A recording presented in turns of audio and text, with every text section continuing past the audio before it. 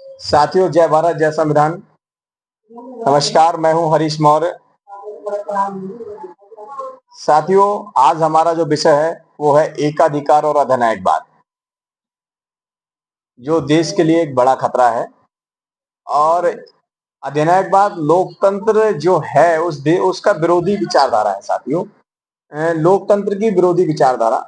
और अधिनायकवाद में होता क्या है? अधिनायकवाद में जो है सर, एक व्यक्ति या एक समूह जब सत्ता पर काबिज हो जाता है और वो लोकतंत्र के विरोधी कार्य करता है, वो अधिनायकवाद कहलाता है। आज जो सरकारें इस देश पर काबिज हैं, वो लोकतंत्र विरोधी सरकारें हैं। वो जनता के अधिकारों के प्रति नजर आंखें मूंद कर बैठी हैं, उनके अधिकारों को छीन रही हैं। आज वो उनके फंडामेंटल राइट्स जो संविधान में लिखे उन्हें मौलिक अधिकार हैं, उनको देना नहीं चाहते हैं, क्योंकि वो अपने को उच्च बनाना चाहते हैं कि हम उच्च हैं। और उनके अंदर वो ऐसी विचारधाराओं को, जो विचारधाराएं नाजीवादी, सामवादी और फांसीवादी विचारधारा है, वो उस विचार ब्राह्मणवादी विचारधारा के पोषक हैं। ये आज जो सत्ता पर बैठी सरकार है, चाहे वो कांग्रेस हो चाहे वो बीजेपी हो, ये जो सरकार है, ये लोगों के अधिकारों को छीनना चाहती है। ये कुलीन तंत्र और फांसीवादी व्यवस्था जैसी चीज को बढ़ावा दे रहे हैं। ये पूंजीवादी और ब्राह्मणवादी व्यवस्था के पोषक हैं, इसलिए इस देश के लिए खतरा है। क्यों? क्योंकि जो लोग, जो इस देश के मूल निवासी हैं, जो इस देश के रहने वाले लोग हैं और जिन्हें संविधान के तहत वो अधिकार मिलने चाहिए, जो चाहे वो स्वास्थ्य हो, चाहे वो शिक्षा हो और चाहे वो समान उनके कोई भी फंडामेंटल राइट्स हो, वो इस सरकारें नहीं देना चाहती हैं।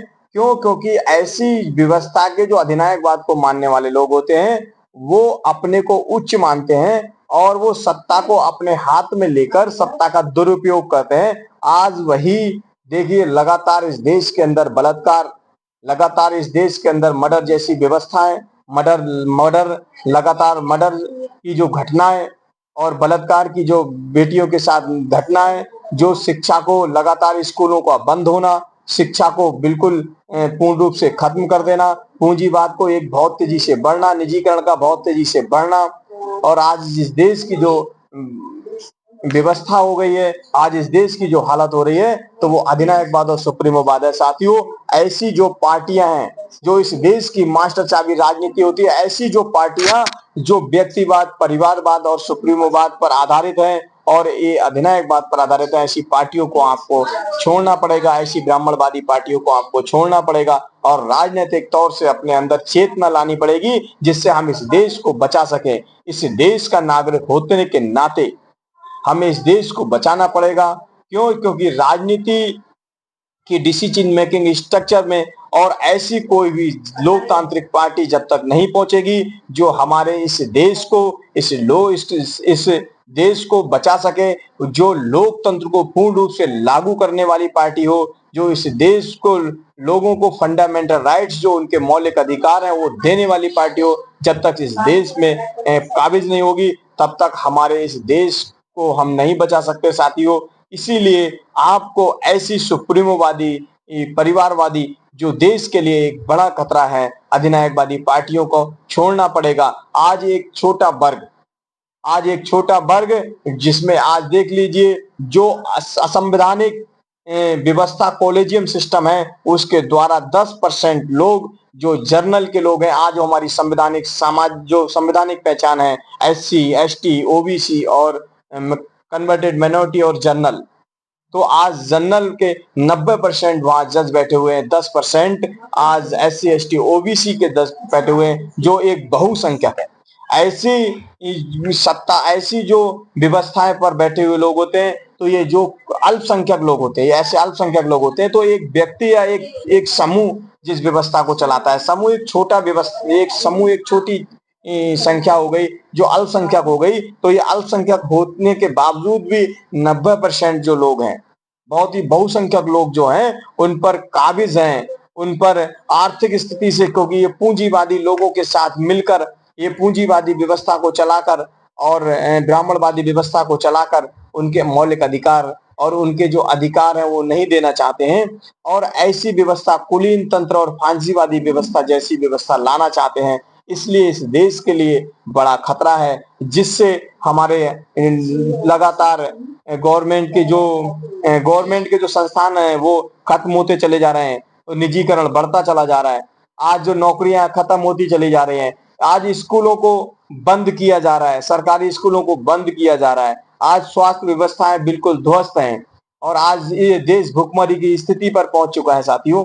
तो आज इस तरह की जो व्यवस्थाएं हैं वो खत्म हो चुकी हैं। पूंजीवाद और ब्राह्मणवाद बहुत तेजी से बढ़ रहा है, जो देश के लिए खतरा है। बाबा साहब अम्बेडकर ने बताया, जब मजदूर पूरे देश में आंदोलन कर रहे थे तो सोशलिस्ट और कम्युनिस्ट भी मजदूरों के पक्ष में लड़ रहे थे, तो बाबा साहब ने कहा कि जो लड़ाई पूंजीवाद के की जो लड़ाई है वो लड़ाई हमारी भी है, क्योंकि पूंजीवाद इस देश के लिए खतरा है। और तब उन्होंने कहा, तब उनका एक साथ मिल के मजदूरों की लड़ाई उन्होंने लड़ने की बात कही।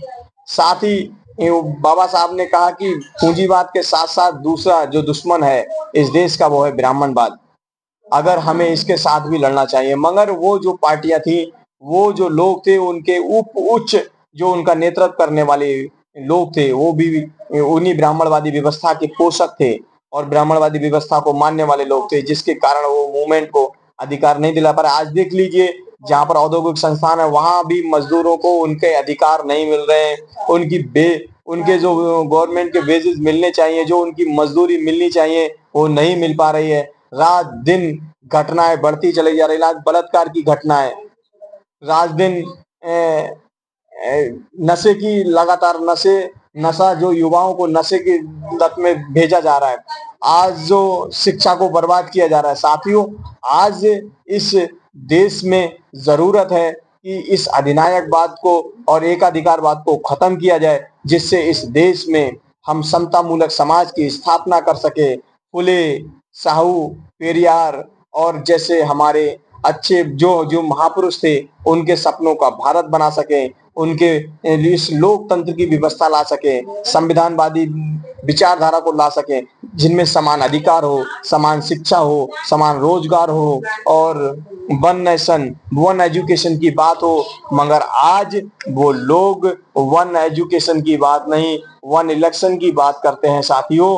आज जिस तरह से पूरे देश को बर्बाद किया जा रहा है और कुलीन तंत्र फांसीवादी व्यवस्था लोगों पर थोपी जा रही है, और उसको हटाने के लिए, उससे बचने के लिए साथियों, इस तरह की एकाधिकारवाद और सुप्रीमोवादी व्यवस्था को, अधिनायकवादी व्यवस्था को हमको इस तरह की पार्टियों को इस देश से हटाना पड़ेगा साथियों। और ये जो अधिकार है वो संविधान में हमारे दिया गया है, वोट का अधिकार, सरकार चुनने का अधिकार। तो ऐसी पार्टी को, जो लोकतांत्रिक पार्टी हो, जो संविधानवादी पार्टी हो, जो संस्थागत पार्टी हो, ऐसी राजनीतिक दल को आप साथ दीजिए साथियों।